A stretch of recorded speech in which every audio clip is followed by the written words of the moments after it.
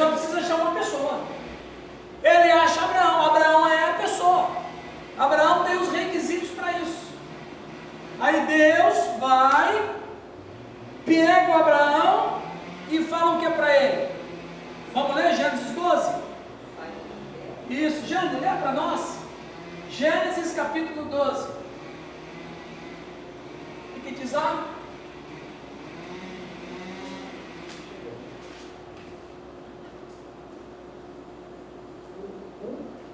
Doze, 1. Ora, disse o Senhor a Abraão: sai da tua terra, da tua parentela e da casa do teu pai, e vai para a terra que te mostrarei. Pode continuar.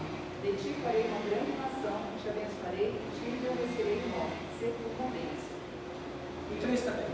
Abençoarei os que te abençoarem, e amaldiçoarei os que te amaldiçoarem. Em ti serão benditas todas as famílias da terra. Então veja, Deus pega Abraão e faz uma promessa para ele, ó, de ti farei uma grande nação.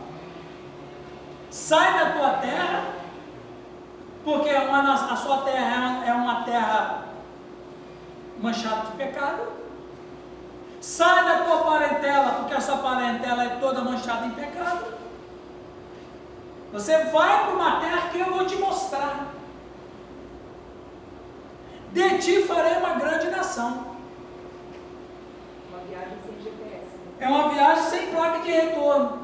Você não sabe onde vai. E você nem sabe para onde vai. O mais interessante é que ele diz que em ti serão abençoadas todas as famílias. Por quê? Porque a nação que ia começar em Abraão ia ser a nação do Messias.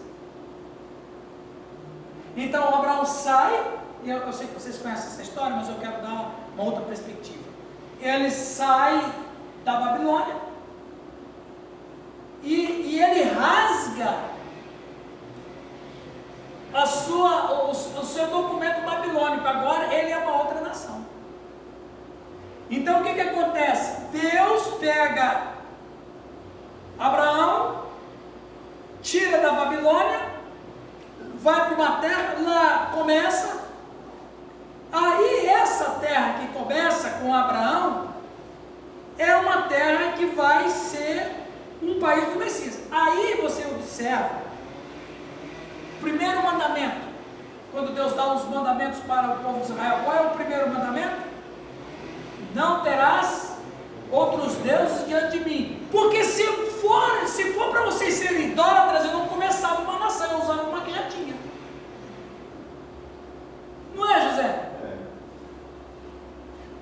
Então veja, Deus chama Abraão, começa uma nação, e aí ele usa a palavra santa. Santa significa separado, separado das outras nações e separado para uma missão. Qual era a missão do povo de Israel? Qual era a missão do povo de Israel? Ser uma nação para receber o Messias. E todas as vezes, aí Satanás já sabia, certo? Vocês acham que Satanás estava voando no universo aí? Não, tem uma teologia que fala que ele ficou voando pelo universo. Não. Ele não ficou voando pelo universo, ele ficou aqui, observando o ar. Observando o ar? Exatamente. Os movimentos da história. Aí ele vê Deus chamando Abraão. O que ele pensa na hora? Ali. Fantasiar esse cara. Ali. Aí ele já começou. Não consegui nada até agora. Mas deixa ele aí, eu vou atrapalhar aquela nação que ele vai criar. E atrapalhou mesmo. Preste atenção, Deus chama Abraão, começa uma nação, e essa nação tem o propósito de se manter o quê? Santa.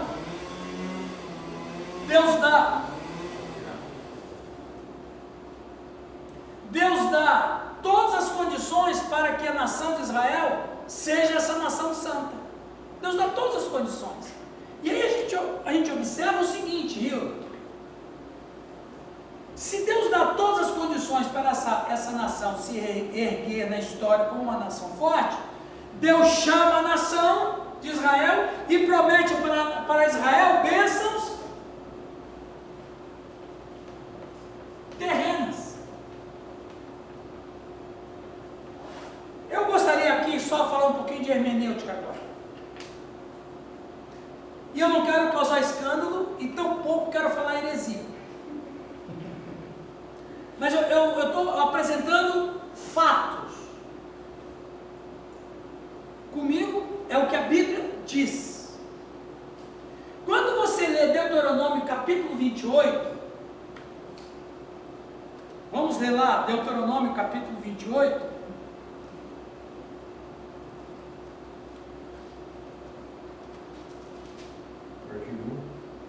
Ok, Sidney, você consegue ler? Se atentamente. Sim, só um instantinho. Você vai ler a partir do verso 1. Leia lá até na altura que eu pedi para parar. Se atentamente ouvires a voz do Senhor, teu Deus, sendo cuidado de guardar todos os seus mandamentos que hoje te ordeno, o Senhor teu Deus te exaltará sobre todas as nações da terra. Ok, pausa. Olha o Nani Azevedo. O que Deus está falando aqui? Deus aqui está falando o seguinte: vocês estão no mundo por um propósito e por uma missão. Preste atenção no que você está ouvindo, para você nunca mais esquecer. A nação de Israel não tinha outro propósito na sua história que não fosse ser uma nação para receber o Messias. E até hoje, né? Eles têm essa expectativa. Esses dias em fevereiro eles fizeram uma oração, toda a nação viu, um movimento na internet onde os judeus do mundo inteiro estavam orando em favor da vinda do Messias. Então veja, a missão deles como nação, nenhuma outra nação tinha uma missão, só Israel tinha uma missão. Eles nasceram bem depois da história.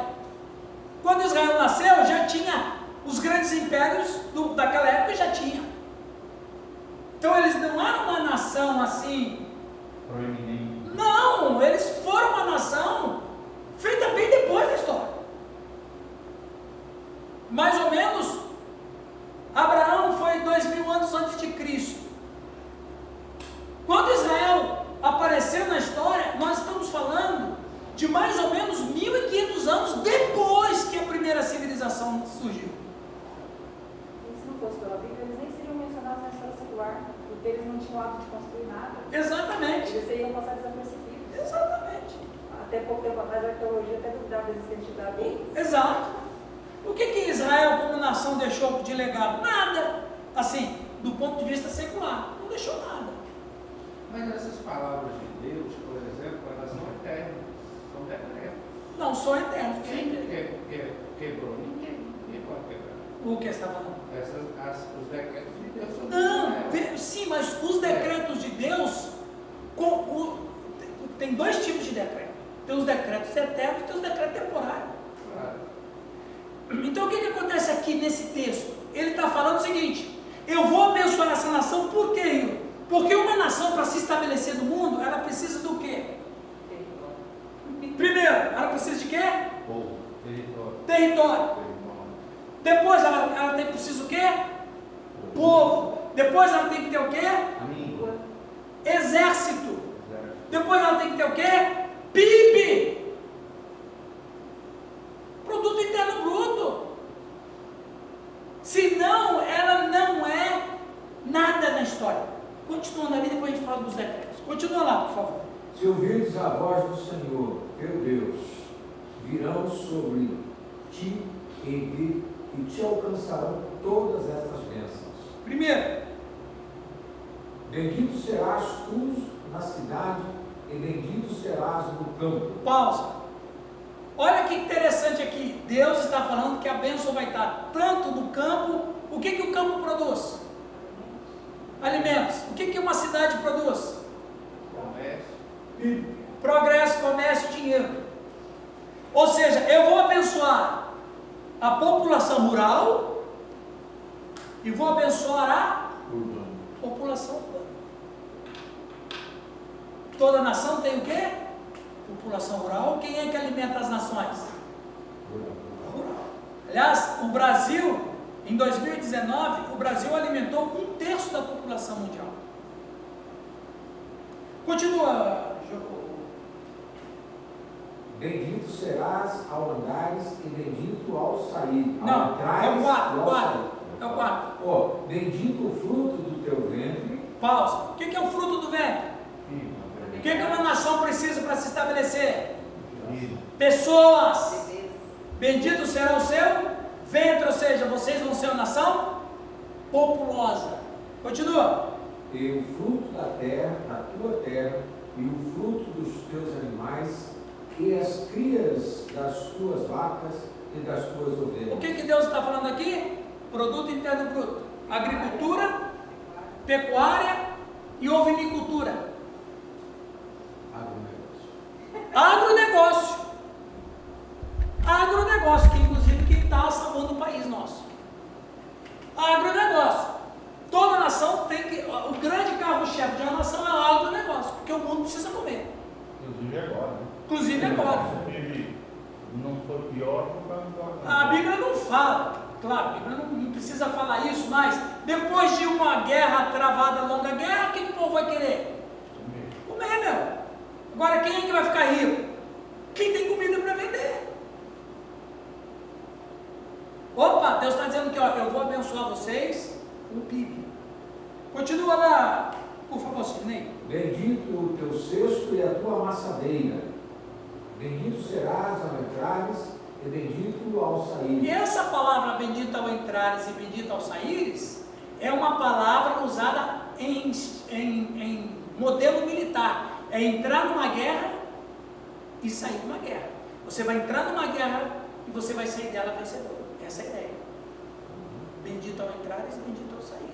E lá o último versículo que eu quero ler.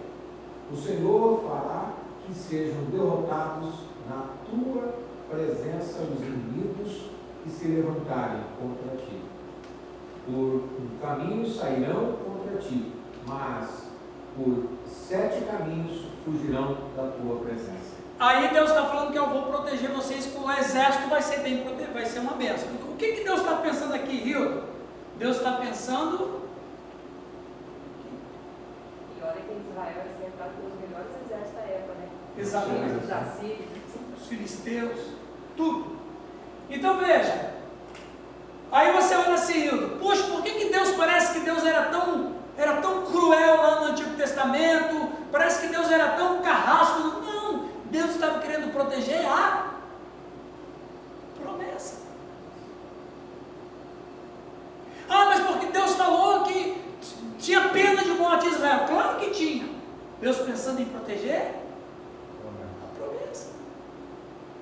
Ele criou a nação para isso. Ele criou a nação para isso. era comprar casamentos mistos. Um monte de coisa. Por exemplo, uma coisa, Rio, que as pessoas acham horrível em Deus e por não estudar, cai nessa esparrela, é o seguinte: por que Deus permitiu Nabucodonosor entrar em Jerusalém e destruir Jerusalém? Deus estava protegendo o quê? Porque se Deus não age daquele jeito, a promessa não viria, porque a nação de Israel já estava se tornando idólatra. E veja como que Deus no Antigo Testamento fez tudo para proteger a promessa, pensando em salvar a humanidade. Tinha o sacerdote. O sacerdote alimentava a vida espiritual do povo. Quando a vida espiritual do povo estava sendo alimentada, eles estavam vivendo em santidade. Quando eles estavam vivendo em santidade, o propósito está bem feito. Tá, é isso aí mesmo. A nação está se tornando digna mesmo. Cada vez que o período que o povo de Israel está vivendo em santidade, está honrando a sua própria missão. Andar em santidade é honrar a sua missão. Como cristão também. Não é mérito nenhum. Andar em santidade é honrar a sua missão. Eles estavam andando em santidade, estavam honrando a sua missão. Quando o sacerdócio começou a se corromper, e naturalmente a vida espiritual do povo e a santidade ia cair, Deus levanta os profetas. Plano B de Deus. E a função dos profetas é, a gente já estudou isso, é exortar, é ensinar, é corrigir, e ppp. Eles falharam, os profetas falharam.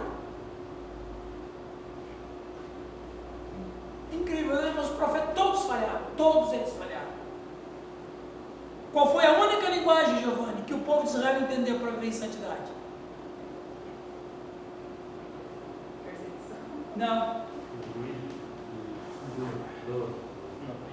Aí chega Nabucodonosor, em aproximadamente 605,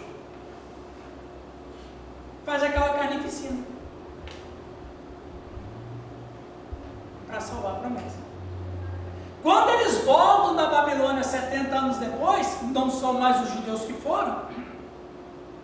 Agora eu pergunto, quando Jesus nasce, tem algum sinal de idolatria lá? Não tem. Aprenderam bem a lição.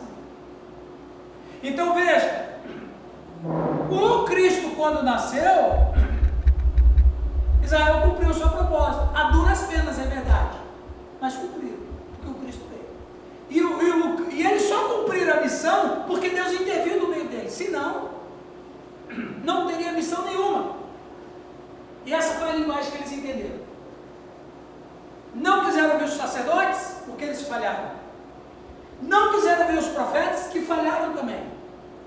Então o missionário Nabucodonosor, cuspir na cara. o missionário. Então, essas promessas que Deus faz em Deuteronômio, e aqui é que vai a questão que eu falei para vocês, essas promessas que ele faz em Deuteronômio é para Israel. Estão aqui para provar. Por que esses textos estão aqui na Escritura? Para provar para toda a posteridade que Deus sempre jogou limpo com Israel. E que Deus nunca abandonou Israel. Eu prometi para eles. Mas os princípios, eles são eternos. Sim. Eles não são temporais. Não, tem uns. Não, princípios não. Tem que ver o que é princípio e tem que ver o que é O decreto. princípio da bênção, por exemplo. Não. Da obediência. Ok. Entendeu? A obediência aqui em Israel, você observa que no Novo Testamento não repete isso aqui. Pelo contrário, no Novo Testamento, a bênção não é mais terrena, é uma bênção espiritual. Jesus mesmo disse isso em Mateus capítulo 6. Não ajunteis para vós tesouros na terra. Aliás, ele desestimulou o cara a ser rico. Não só ele, Paulo também. Paulo também. Estejais, seja o vosso contentamento. Deus é contra um cristão ser rico? Não, não é contra. Mas não é para a gente almejar isso também. Falei sobre isso Então, Deus, o Senhor prometeu lá, prometeu para Israel, não prometeu para nós. E inclusive, essa bênção terrena, ela espiritualmente atinge a gente, porque nós somos cristãos, somos salvos, somos redimidos. É fácil a gente ouvir hoje as pessoas falando das promessas que tem lá no Antigo Testamento, para a individualidade hoje. Deus está prometendo para vocês. Quando você observa que Jesus desestimula a pessoa a pensar em riqueza, aí ele diz assim, ajuntai tesouros no céu, onde o ladrão não rouba, onde a traça não corrói, onde o templo não estraga, lá. Você quer ser rico? Seja rico lá. Paulo vai dizer isso, rico de boas obras. Então, a tônica no Antigo Testamento é uma tônica terrena. Por quê? Porque Deus está planejando uma nação. E uma nação, para se estabelecer na história, ela precisa ser uma nação rica e respeitada. Israel é assim e não foi bem assim, porque eles desobedeceram. Agora, veio Cristo a duras penas. Se Deus não intervém, nós não estaremos aqui. Agora veio Cristo. E agora tem outro povo.